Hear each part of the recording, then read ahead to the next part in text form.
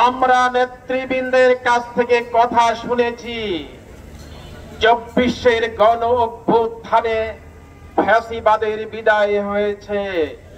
এই ফ্যাসিবাদের বিদায়ের জন্য এদেশের তরুণ ছাত্র সমাজ, কৃষক, শ্রমিক জনতা, ২,০০০ জনতা শহীদ হয়েছে, ২০,০০০ জনতা বঙ্গত্ব বরণ করিয়েছে,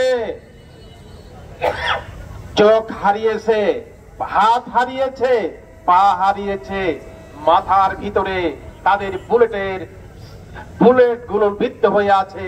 তারা আজকে অনেকেই অসহায় জীবন যাপন করছেন। প্রিয় বন্ধুরা, এরা জীবন দিল কি নতুন ফ্যাসিবাদকে ক্ষমতায় বসাবার জন্য? প্রিয় ভাইয়েরা, আমরা 14 ইলেকশন দেখেছি, আমরা 18 ইলেকশন দেখেছি, আমরা 24-এর ইলেকশন দেখেছি।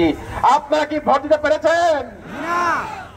তাহলে আবার যারা এই ভোটারবিহীন নির্বাচনের মাধ্যমে ক্ষমতায় যেতে চায়, যারা ফ্যাসিবাদ বাস্তবায়ন করতে চায়, যারা 5ই জুলাই শাপলাতে আলেমদেরকে হত্যা করেছে, যারা বিডিআর বিদ্রোহের নামে এদেশের 57 জন চৌকস সেনাবাহিনীকে হত্যা করেছে, আপনারা কি তার বিচার চান?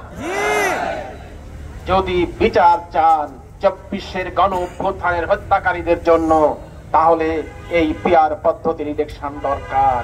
পিয়ার পদ্ধতি হচ্ছে সকল দলের লোকেরা ভোট দেবে, সকল 18 কোটি মানুষ ভোট দেবে।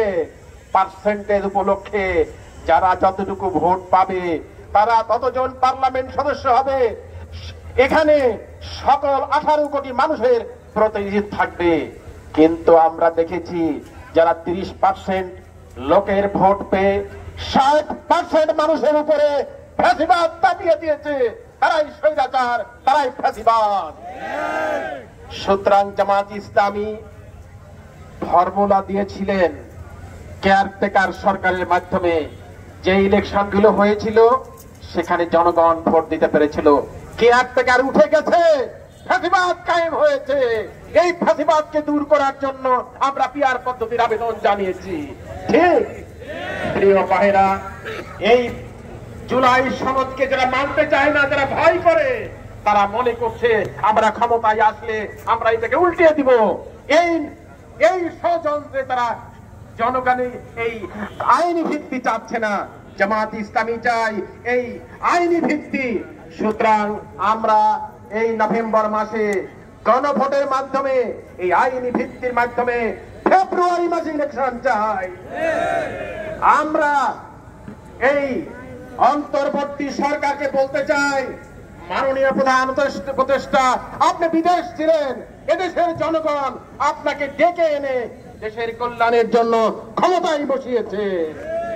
আপনি জনগণের এই রায় মেনে নিন, জনগণের ক্ষমতা জনগণের হাতে ফিরিয়ে দিন, তবেই এদেশের জনগণের সরকার প্রতিষ্ঠিত হবে, ন্যায় ইনসাফ ভিত্তিক প্রতিষ্ঠা হবে।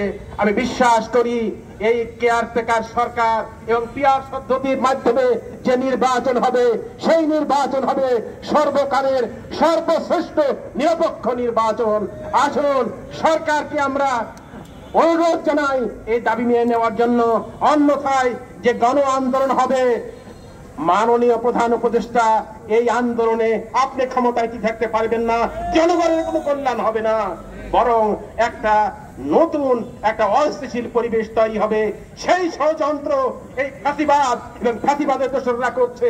আগামীতে আমরা এই পিয়ার পদ্ধতি নির্বাচনের মাধ্যমে জনগণের সরকার প্রতিষ্ঠিত হোক, এই আহ্বান রেখে কথা শেষ করছি।